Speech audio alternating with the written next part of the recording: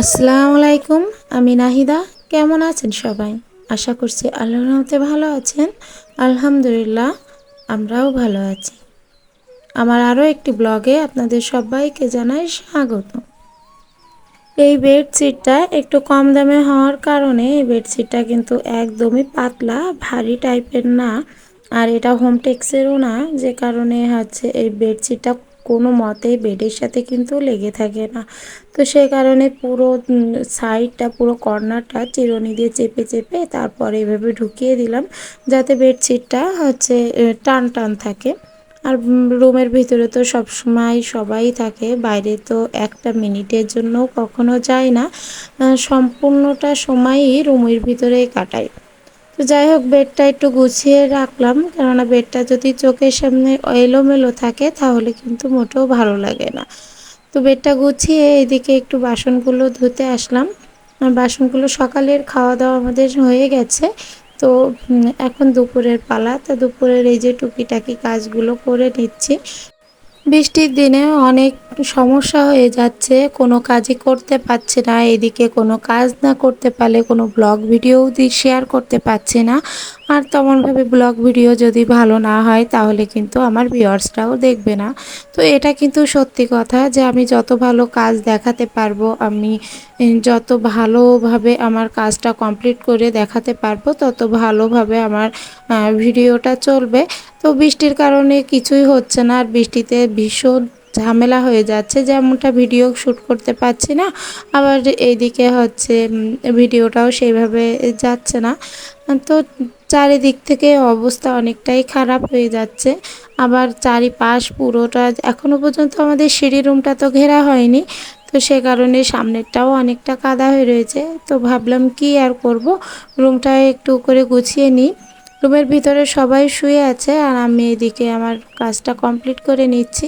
আসলে রুমের ভিতরে প্রত্যেকে হচ্ছে বৃষ্টির কারণে তো বাইরে তো এক ফোঁটাও যাচ্ছে না, এমনিতেও বা যায় না, তবুও হচ্ছে যতটুকু টাইম আর কি ভালো লাগে ওদেরকে একটু বাইরে পাঠিয়ে তারপর আমি রুমের কাজগুলো করি। আর আজ তো সেটা হচ্ছে না, ওদের সামনে আমাকে ক্যামেরা করতে হচ্ছে, রুমের কাজগুলো করতে হচ্ছে। আর এই তো একটা সাইডটা আমি গুছিয়ে উঠতে পারছি না, আবার আর এক সাইড কিন্তু আমার এলোমেলো হয়ে যাচ্ছে। যেহেতু একটু শীতের আবহাওয়া চলে আসছে, একটু ঠান্ডা ঠান্ডা ভালোই পড়ছে, তো সে কারণে আমার নিজের জন্য তো কিছু কিনছিলাম। আগের দিন দেখিয়েছিলাম যে কী ক্রিমটা কিনেছিলাম, আর আমার বাচ্চার জন্য মানে মেয়ে এবং ছেলে দুইটার জন্যই ওই লোশনটা কিনেছি। আর হচ্ছে লোশন, তারপরে অয়েল, এগুলো এখন থেকে ইউজ করালে ওর হচ্ছে ত্বকটা আর কি ভালো থাকবে। তো আগে তো অনেক জিনিস ইউজ করাতাম, কিন্তু এখন আর মোটেও করাই না, এখন একটু বড় হয়ে গেছে। তো সে কারণে ওর জন্য শুধুমাত্র জনসন লোশন আর জনসন যে বেবি বডি ম্যাসেজ অয়েল, তো এই দুইটাই ইউজ করি আমার মেয়েটার জন্য। তো ওয়ারড্রবের উপরটা কিন্তু বেশ ময়লা হয়েছে, এর উপরটা বেশ কয়েকদিন এগুলো সরিয়ে তারপরে গোছানো হয় না। আসলে এই জায়গাটা দেখাতে নিজেরও ভালো লাগে না, কেননা এর উপরে আমি অনেকগুলো মগ টগ রেখে দিয়েছি। আর এই মগ রাখার কারণ হচ্ছে যে আমার পুরানো যে শোকেসটা আছে ওইটা আমি আর রুমের ভিতরে নিয়ে আসতে চাই না, ওটা হচ্ছে একটু নষ্টও হয়ে গেছে। তো সে কারণে ওইটা বাইরেই আছে, ওইটার ভিতরে আনি না। আর হচ্ছে একটা নতুন ওভেন ট্র্যাক করতে চাচ্ছি, কিন্তু সেটা আমি নিজস্ব ডিজাইন দিয়ে করতে চাচ্ছি।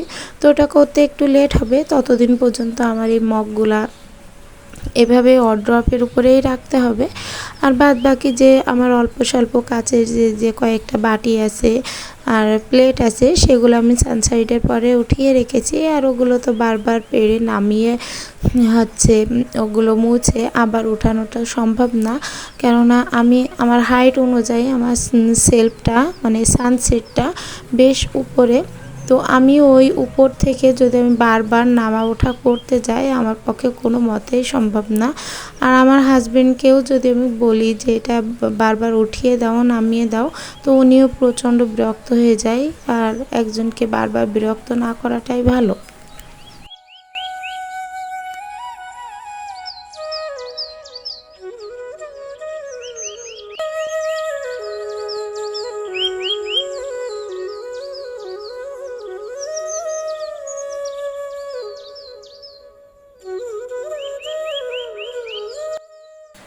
আমার আজকের ভিডিওটি যদি আপনাদের ভালো লেগে থাকে তাহলে প্লিজ একটা লাইক দিতে ভুলবেন না।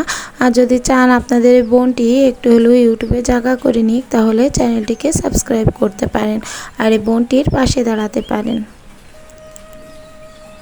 এই পড়ার টেবিলটা আমি অনেকবার গোছাই, দিনে যে কতবার গোছাই তার তো ঠিক নাই। আর ঠিক এতগুলো করে কাগজ প্রতিবার বেরো করা লাগবে। এই কাগজগুলো সম্পূর্ণটা হচ্ছে হয়তো বা পুরানো বইয়ের পৃষ্ঠা ছিঁড়বে, নয়তো পুরানো খাতার পৃষ্ঠা ছিঁড়বে। তো এভাবে করে ছিঁড়ে ছিঁড়ে সেগুলো দিয়ে এক একটা জিনিস তৈরি করবে আর পুরো হচ্ছে টেবিলের উপরটা হচ্ছে এলোমেলো করে রাখবে। কিন্তু যখন আমি আমার বাচ্চা যখন বোঝে যে আম্মু এখনই বকাঝকা করবে, ঠিক সে পর্যায়ে যে একটু গুছাই, নয়তো বা নয়। আর হচ্ছে বেশিরভাগই হয় কি পড়াশুনো করে তারপরে ওই জিনিসগুলা ওইভাবেই রেখে দেয়, ও অত গুরুত্বভাবে গোছাতে যায় না। কেননা ও জানে যে যদি অগোছালো দেখি আমি, তো ওর রুমে আসলে আমি হয়তো এটা কিছু বকাঝকা না করেই গুছিয়ে দিয়ে যাব। আবার মাঝে মধ্যে খুব বকাঝকাও করি, আবার ও নিজেও মাঝে মধ্যে পড়াশুনো করে টেবিলটা সুন্দর করে গুছিয়ে রাখে। আগের দিন যে কলমি শাকগুলো এনেছিলাম তো সেগুলো হচ্ছে বেচে তার কিছু ডাল থেকে গিয়েছিলো, তো সে ডালগুলো এখন হচ্ছে পুঁতে দিচ্ছি। এই ঝুড়িটার ভিতরে কিছু মাটি নিয়েছি, নিয়ে হচ্ছে এই ঝুড়িটার ভিতরে হচ্ছে কলমি শাকের ডালগুলো পুঁতে দিচ্ছি। এতে হবে কি বেশ কয়েকদিনের ভিতরে দেখা যাবে কলমি শাকের এই ডাল থেকে বেশ কিছু কলমি শাক বেরিয়েছে। আর এটা যখন হচ্ছে গাছে ধরবে তখন কিন্তু আমি অনায়াসে এগুলো খেতে পারবো। আর হচ্ছে খুব কমই খাই যেহেতু কলমি শাক। আর যদি তেমন হয় যে সম্ভব হয় তাহলে আরও কয়েকটা পাত্রে এভাবে কলমি শাক লাগিয়ে দিব। আজকে রান্না করেছি পেঁপে দিয়ে, মাছ দিয়ে রান্না করেছি। তো আজকের রান্নাটা আপনাদের সাথে শেয়ার করলাম না, কেননা বৃষ্টি মাথায় রান্না করতে গেলে আবার সেখানে ক্যামেরা নিতে গেলে অনেকটা ঝামেলা থেকে যায় এবং মোবাইলও ভিজে যাওয়ার সম্ভাবনা থাকে। তো সে কারণে আজকে ভিডিওটা করলাম না, রান্নার ভিডিওটা। যে কোনো রকম আমি নিজে রান্না করে চলে যাই। তো এইদিকে এই হচ্ছে আমি চপিং বোর্ডটা একটু পরিষ্কার করা দেখাচ্ছি, কেননা এটা আমি এইভাবে ক্লিন করে থাকি। অবশ্যই এটা একেবারে পুরোপুরি সাদা ধবধবে হয় না, তবে ভিতরে যে ময়লাটা সেটা হচ্ছে উঠে আসে। আর আমার এটাতে যেহেতু আমি মাংসও কাটি অনেক সময়, আমার হাজব্যান্ডের হচ্ছে চপিং বোর্ডের উপরে যে হচ্ছে মাংস রেখে ওগুলো আবার বেশ সাইজ করে দেয় আমাকে। তো সে কারণে এটাতে কিন্তু প্রচুর পরিমাণে একটু দাগ দাগ মতো রয়েছে, যে এই দাগগুলো উঠাতে অনেক কষ্ট হয়। কিন্তু ভিতরে ছুরির যে একটা দাগ বসে যায় ওই দাগটা কিন্তু কোনো মতেই মানে উঠতে চায় না। তো যাই হোক আমি চেষ্টা করছি যে লবণ দিয়ে আর হচ্ছে লেবু দিয়ে দুইটা এভাবে করে ঘষলে কিন্তু যে কোনো কালো দাগ উঠে যায়।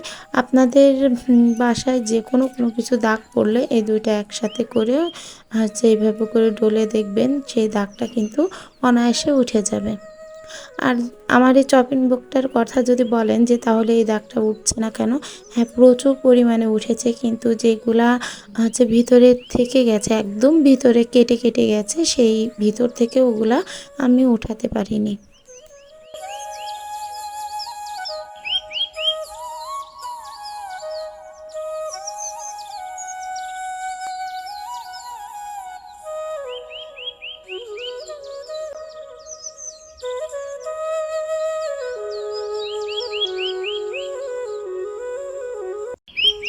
আজ 2 দিন যাবৎ ফ্রিজে বেশ পানি পড়ছে, কিন্তু কিছুতেই বুঝতে পারছিলাম না কোথা থেকে পানিটা আসছে। পরবর্তীতে উপরে তাকিয়ে দেখি যে এই অবস্থা। তো এখান থেকে এটা কিন্তু একটা কারেন্টের লাইন আছে, তো ওই পানিটা পিছনে যে বাল্বটা দেওয়া হবে ওই লাইন থেকে আসছে, পানি চুইয়ে চুইয়ে তারপর আবার এই ফ্রিজের উপরে পুরো ভিজে যাচ্ছে। তো তারপর বুঝতে পেরে এখন আর কি করা, এটা বন্ধ করার চেষ্টা করতে হবে। আর ফ্রিজটার তো অবস্থা একদমই খারাপ। তো দেখে তাড়াতাড়ি মুছে নিলাম আর একটু গুছিয়েও নিচ্ছি। আর একটু টেনশনও হচ্ছে যে নতুন বাড়ি এরকম ছাদ। তো আমার আজকের ভিডিওটা এই পর্যায়ে শেষ করছি, দেখা হবে নতুন কোনো ভিডিওতে। আল্লাহ হাফেজ।